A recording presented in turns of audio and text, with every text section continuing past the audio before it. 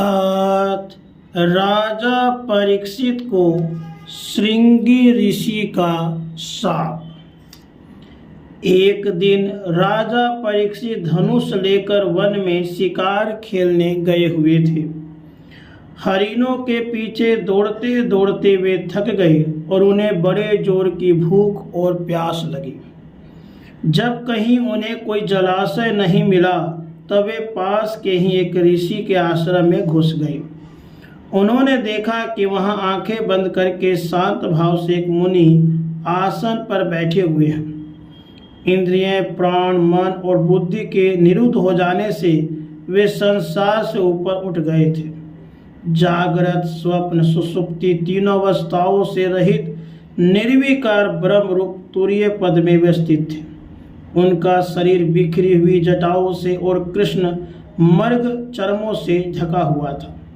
राजा परीक्षित में ऐसी अवस्था में उनसे जल मांगा, क्योंकि प्यास के कारण उनका गला सूखा जा रहा था। जब राजा को वहां बैठने के लिए तिनके का आसन भी न मिला, किसी ने उन्हें भूमि पर भी बैठने को न कहा। अर्घ्य और आदर भरी मीठी बातें तो कहाँ से मिलती। तो अपने को अपमानित सा मानकर वे क्रोध के वश हो गए। सोनक जी वे भूख प्यास से छटपटा रहे थे, इसलिए एकाएक उन्हें ब्राह्मण के प्रति ईर्ष्या और क्रोध आया।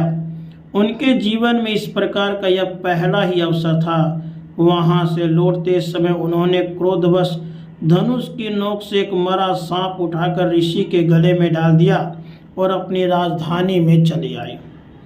उनके मन में यह बात आई कि इन्होंने जो अपने नेत्र बंद कर रखे हैं, सो क्या वास्तव में इन्होंने अपनी सारी इंद्रिय वृत्तियों का निरोध कर लिया है, अथवा इन राजाओं से हमारा क्या प्रयोजन है।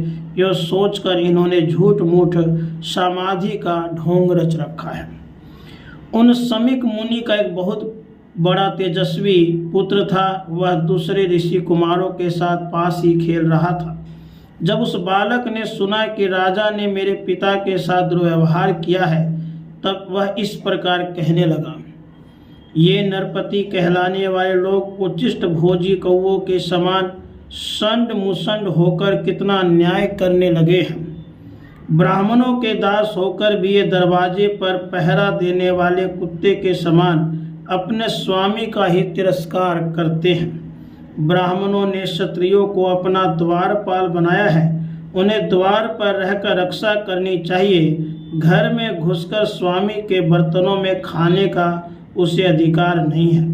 इसलिए उन्मार्ग गामियों के शासक भगवान श्री कृष्ण के परम धाम पधार जाने पर इन मर्यादा तोड़ने वालों को आज मैं दंड देता हूँ। मेरा तपोबल देखो।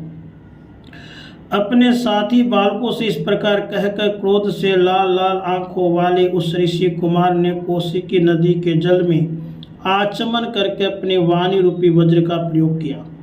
कुलांगार परीक्षित ने मेरे पिता का अपमान करके मर्यादा का उल्लंघन किया है, इसलिए मेरी प्रेरणा से आज के 7वें दिन उसे तक्षक सर्प डस लेगा।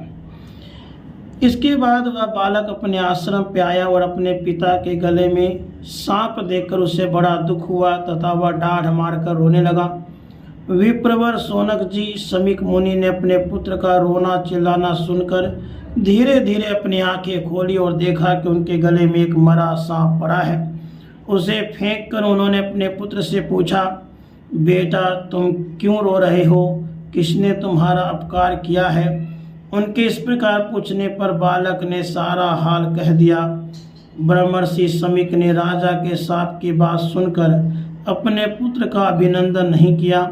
उनकी दृष्टि में परीक्षित शाप के योग्य नहीं थे। उन्होंने कहा, ओह मूर्ख बालक, तूने बड़ा पाप किया। खेद है कि उनकी थोड़ी सी गलती के लिए तूने उनको इतना बड़ा दंड दिया। तेरी बुद्धि अभी कच्ची है। तुझे भगवत स्वरूप राजा को साधारण मनुष्यों के समान नहीं समझना चाहिए, क्योंकि राजा के दुस्सा तेज से सुरक्षित और निर्भय रहकर ही प्रजा अपना कल्याण संपादन करती है। जिस समय राजा का रूप धारण करके भगवान पृथ्वी पर नहीं दिखाई देंगे, उस समय चोर बढ़ जाएंगे और आरक्षित भीड़ों के समान एक क्षण में ही लोगों का नाश हो जाएगा। राजा के नष्ट हो जाने पर धन आदि चुराने वाले चोर जो पाप करेंगे उनके साथ हमारा कोई संबंध न होने पर भी वह हम पर भी लागू होगा, क्योंकि राजा के न रहने पर लुटेरे बढ़ जाते हैं और वे आपस में मार पीट गाली गलौज करते हैं, साथ ही पशु स्त्री और धन संपत्ति भी लूट लेते हैं। उस समय मनुष्यों का वर्ण आश्रम आचार युक्त वैदिक आर्य धर्म लुप्त हो जाता है। अर्थ लोभ और काम वासना की वश होकर लोग कुत्तों और बंदरों के समान वर्ण संकर हो जाते हैं। सम्राट परीक्षित तो बड़े ही यशस्वी और धर्म धुरंधर हैं। उन्होंने बहुत से अश्वमेध यज्ञ किए हैं और वे भगवान के परम प्यारे भक्त हैं। वे ही राजर्षि भूख प्यास से व्याकुल होकर हमारे आश्रम पर आए थे। वे साप के कदापि योग्य न थे। इस नासमझ बालक ने हमारे निष्पाप सेवक राजा का अपराध किया है। सर्वात्मा भगवान कृपा करके इसे क्षमा करें।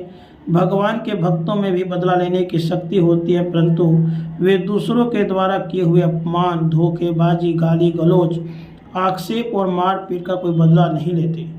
महामुनि समीक को पुत्र के अपराध पे बड़ा पश्चाताप हुआ। राजा परीक्षित ने जो उनका अपमान किया था उस पर तो उन्होंने ध्यान ही नहीं दिया। महात्माओं का स्वभाव ही ऐसा होता है कि जगत में जब दूसरे लोग उन्हें सुख दुख आदि द्वंद्वों में डाल देते हैं तब भी वे प्रायः हर्षित या व्यथित नहीं होते, क्योंकि आत्मा का स्वरूप तो गुणों से सर्वथा परे है। राधे कृष्ण।